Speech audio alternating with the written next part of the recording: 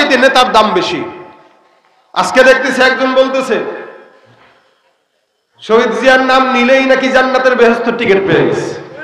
নাউজুবিল্লাহ কয় না, শহীদ জিয়ার নাম নিলেই বেহেশতের টিকিট। তা আজীব হাল। সমাজে আগে যারা এগুলো করত এখন আরেক দল করতেছে। মাথা রাখবেন, এই দুনিয়াতে ইমানটাকে মানতে যে, ইমান ফলো করতে যে দুনিয়ার সব মানুষ যদি আমাদের বিরুদ্ধে চলে যায়, আমাদের কোনো আপত্তি আছে? কথা বলেন, আপনাদের আছে?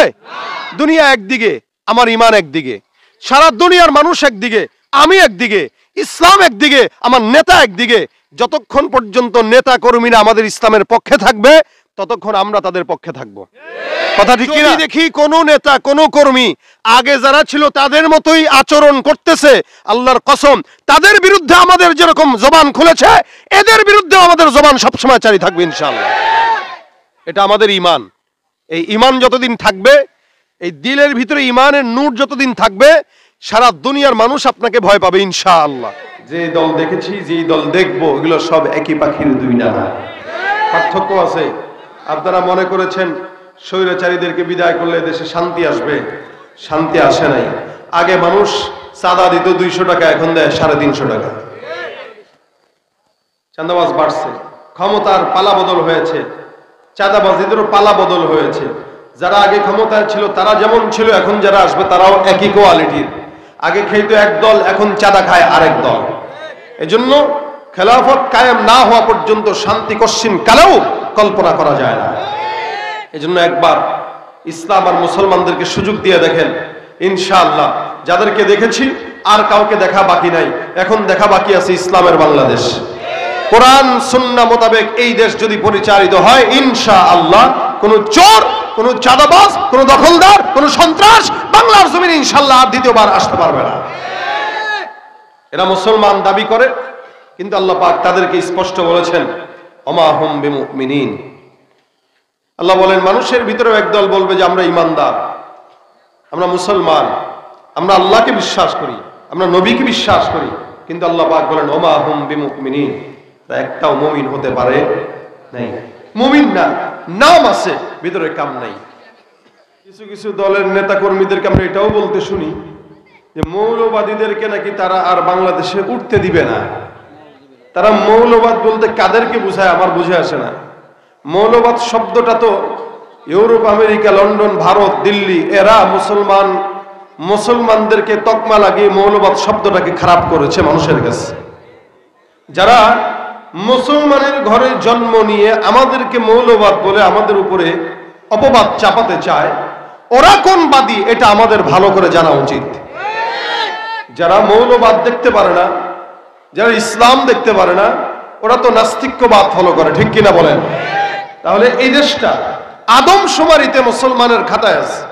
যদি আমল শুমারি গণনা হতো যে কে কতটুকু ইমানদার, কে কতটুকু আমল করে, কতটুকু ইসলাম ফলো করে, আদমশুমারিতে যেভাবে 95 ভাগ মুসলমান, আমল শুমারিতে ঠিক তেমনই ভাবে 95 ভাগ মুনাফিক ধরা পড়ত।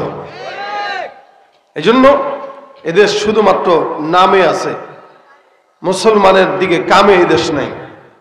এই জন্য ভাইরা আমার, যত অপরাধ আমাদের দেশের অন্য মানুষরা করে, চোররা করে, দুর্নীতিবাজরা করে, অপরাধ করে দুর্নীতিবাজ, আর সাজা পেয়েছে দেশের আলেমরা। অপরাধ করেছে চোরেরা, দান্দাবাজেরা, চাঁদাবাজেরা, আর সাজা পেয়েছে ওলামা একরামরা। আর আজকে এত বছর পরে, এত বছর যারা 15-16 বছর যারা চাঁদাবাজি করেছে, দুর্নীতি করেছে, ওরা আমাদের দেশের মুসলমান ওলামা একরাম আপামর জনতাদেরকে ধরে ধরে জেলখানা নিয়েছে। আর এদেরকে যখন এই সমাজে জেলখানা নেওয়া হচ্ছে, তাদেরকে খোলা ময়দানে হাত খোলা রেখে, পা খোলা রেখে জেলে নিয়ে যাচ্ছে। আর ওরাই ওলামা একরামদেরকে ডান্ডা বেরিয়ে পড়িয়ে জেলখানা নিয়েছিল। উচিত ছিল যারা মাজলুমদের উপরে জুলুম করেছে ওদেরকে কুকুরের মতো বেঁধে নিয়ে যাওয়া, কিন্তু না, আজকে তারা ছাড়া যত সাজাই ওলামা একরামদের কপালে সাজা জোটে। এজন্যই এই দেশ শুধুমাত্র নামে মুসলমান, শুধুমাত্র খাতা কলমে মুসলমান। একদম আক্ষরিক ভাবে যদি আমরা লিখতে চাই এবং ভালো মতো যদি দেখতে চাই, এদেশে ইসলাম বাকি নাই। যতটুকু আছে চক্রান্ত করে এদেশ থেকে বিতাড়িত করার পায়তারা চলতেছে। কথা বলেন ঠিক কিনা? মুসলমানের দেশটা মোদের আছে খাতা কলমে, দোষের দোষী যে বাজারেই শাস্তি পাবে আলেমে। মুসলমানের দেশটা মোদের আছে খাতা কলমে, দোষের দোষী যে বাজারেই শাস্তি পাবে আলেমে। ওরা ইসলাম দেছে ক্ষমতাটা পাকাপোক্ত করে বেশ, ইসলাম বেচে ক্ষমতাটা পাকাপোক্ত করে বেশ। দেখতে দেখতে গোল্লায় গেল আমার সোনার বাংলাদেশ। কথা কয় না? আসলে নাই? দেখতে দেখতে গোল্লায় গেল আমার সোনার বাংলাদেশ। একে একে শেষ করেছি সবার দেখা হইল শেষ। দেখতে দেখতে গোল্লায় গেল আমার সোনার বাংলাদেশ। দেখতে দেখতে গোল্লায় গেল আমার সোনার বাংলাদেশ।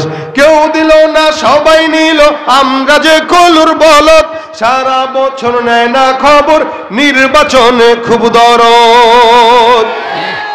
নির্বাচনের আগে নেতায় ধরে কত রকম বেশ, নির্বাচনের আগে নেতা ধরে কত রকম বেশ। দেখতে দেখতে গোল্লায় গেল আমার সোনার বাংলাদেশ। একে একে শেষ করেছি সবার দেখা হইল শেষ। দেখতে দেখতে গোল্লায় গেল আমার সোনার বাংলাদেশ। অনেক দেখেছি আমরা, এবার আগামীর বাংলাদেশ, ইসলামের বাংলাদেশ হওয়া দেখা বাকি আছে। কি বলেন আপনারা? কাজ করে আরেক রকম। নবী করিম সাল্লাল্লাহু আলাইহি ওয়াসাল্লাম বলেন, যারা ইমানদার দাবি করে, ইমানদার দাবি করলো কিন্তু ইমানদারের গুনাহগুণ নাই, মুনাফিকের গুনাহগুণ আছে। যেমন নাকি পয়গম্বর সাল্লাল্লাহু আলাইহি ওয়াসাল্লাম মুনাফিকের আলামত প্রকাশ করে বলেন, আয়াতুল মুনাফিকি সালাস। নবী বলেন, একটা মুনাফিক বান্দার আলামত তিনটা। এর ভিতরে এক নম্বর হলো ইদা হাদাসা কাযাবা, যখন নাকি সে কথা বলে তখন একটা কথাও সত্য বলে না, মিথ্যা বানায় বানায় বানায় বানায় মানুষকে ধোঁকা দেয়, মিথ্যা বলে।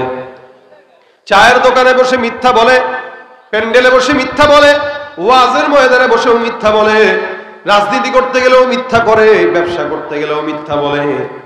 নবী বলেন, যতই মুসলমানের দাবি করুক না কেন, যতই গায়ের মধ্যে সুন্নতি লেবাস থাকুক না কেন, এ মুসলমান, আল্লাহর নবী বলেন মুনাফিকদের সর্বপ্রথম আলামত হলো এরা যখনই কথা বলবে মিথ্যা কথা বলে, সত্য এদের জবান দিয়ে বের হয় না। আর একটা মিথ্যাকে ঢাকার জন্য আরো হাজার হাজার মিথ্যাগুলো তারা বলে। একটা সত্যকে কোনো মতে গোপন করার জন্য একটার পর একটা মিথ্যা কথা তারা বলা, এটাই তাদের আদত। নবী বলেন মুনাফিকদের সর্বপ্রথম আলামত এরা সত্য বলে নাকি মিথ্যা বলে। আল্লাহ নবী ডাক দেয়া বলেন, যখন নাকি এদের কাছে আমানত দেওয়া হয়, নবী ডাক দেয়া কয় ইদা হাদাসা কাযাবা ওয়া ইদা ওয়াদা আখলাফা, যখন নাকি তারা ওয়াদা দেয় আবার আপনাদের কাছে আমাদের কাছে সুন্দর করে হাত জোর করে বলবে, ভাই ভোট দিয়ে আমরা ইসলামের খেদমত করব। এতদিন পর্যন্ত ক্ষমতায় যারা ছিল তারা ক্ষমতার কারণে মাহফিলে বাধা দিয়েছে, এখন আরেক দল ক্ষমতায় না এসে ওয়াজ মাহফিলের জায়গায় জায়গায় বাধা দেওয়ার সমস্ত কার্যক্রম করতেছে। ওয়াইদা ওয়াদা আখলাফা, যখন ওয়াদা দেয় তখন ওয়াদা ভঙ্গ করে।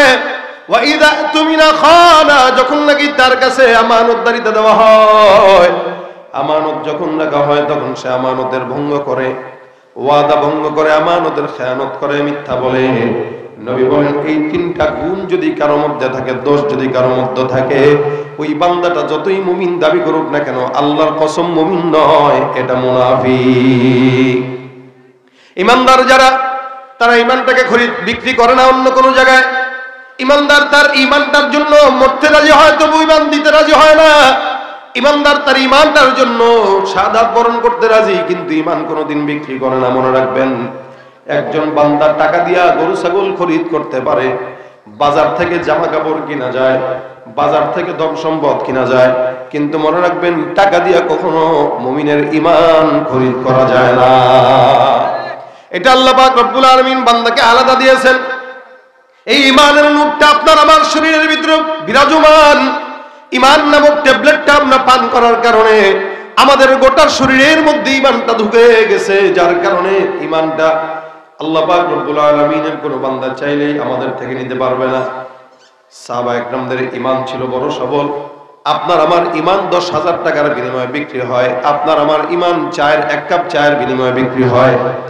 যার কারণেই তো এলাকার নেতার বিরুদ্ধে কথা বললে গায়ের মধ্যে লেগে যায়, কিন্তু ইসলাম মুসলমানের বিরুদ্ধে কথা বললে একটা বিন্দু তার গায়ে আঘাত লাগে না।